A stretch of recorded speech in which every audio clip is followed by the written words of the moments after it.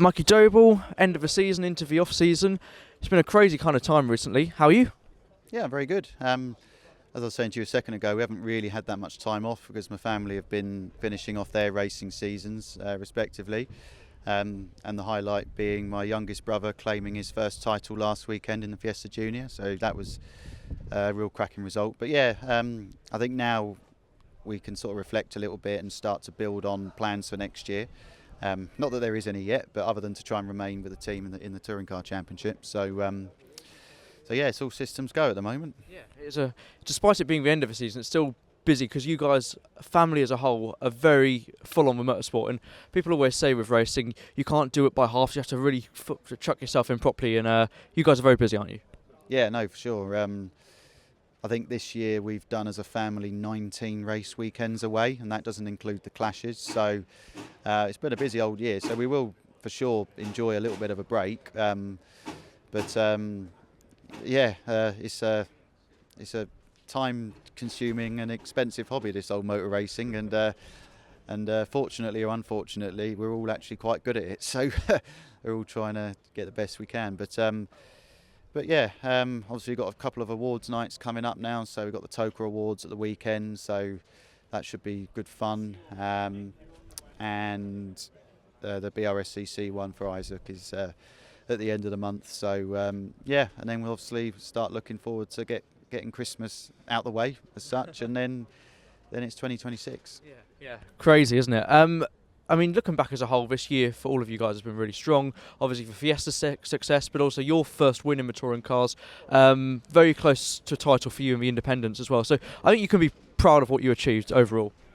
Yeah, I mean, the win this year was obviously the biggest highlight of my touring car career so far. It's a year that we'll definitely remember for a very, very long time.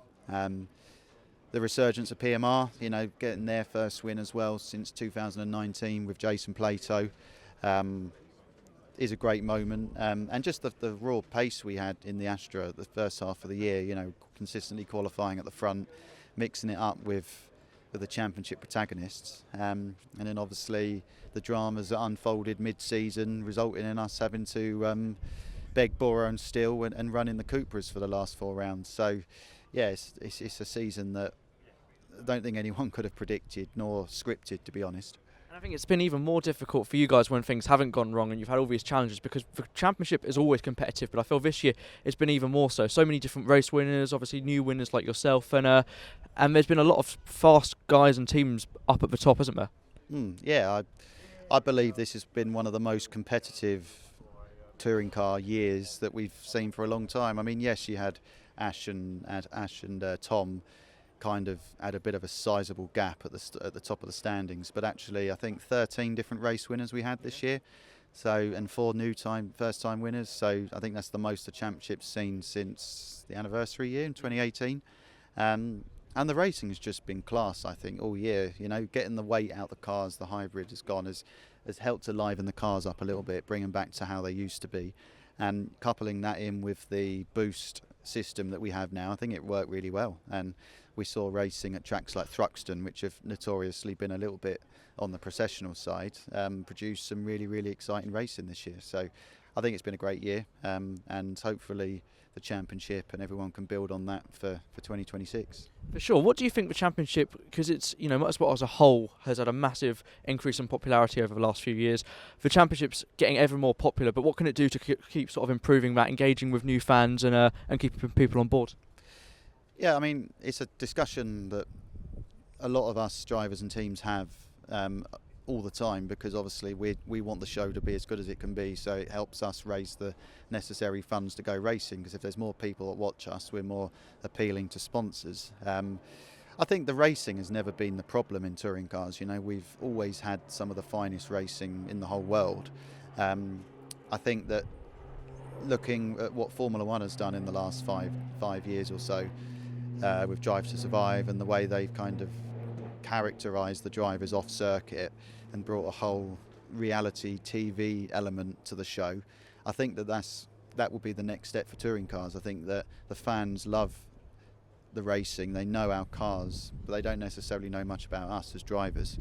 and I'd like to see a little bit more airtime perhaps on the Sunday, and just in general forms of media, promoting us as drivers and us as characters to kind of draw people in from that element of it as well. So there's more backstory, and because there's always stuff to go on, there's always stuff that can be documented, but it's whether we choose to do so or not. And everyone loves a bit of gossip and a bit of politics behind the scenes if you're a fan, and that there's plenty of. So. Yeah, for sure. No, that makes complete sense. Actually, it's quite hopeful for me as a budding journalist in the paddock that hopefully I can get out there and keep doing interviews and giving those insights to drivers.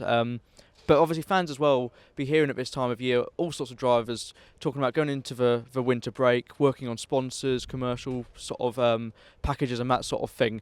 And there is a lot of hard work that goes on behind the scenes. Just explain what that is like, the challenges that come with that, and for the sport overall, because there's a lot that goes on in it, and it can be a challenge with the economy and all that sort of stuff today. Yeah, I mean, touring cars is notoriously expensive to run the cars. Not only the cars themselves, but the teams, the infrastructure that touring cars costs a lot of money.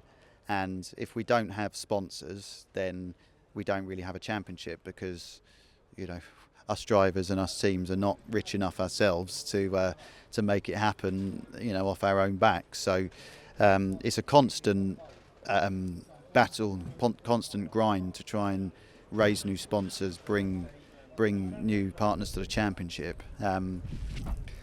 But yeah, I think that maybe with some of these changes that we're starting to make, like the TikTok and stuff like that, just bring fresh blood to the sport, is what we need to keep it sustainable, because the manufacturers aren't around the way they used to be with touring cars now. So that's where the big bucks used to come along back in the super touring days, which everyone always reverts back to as being a golden era for touring cars.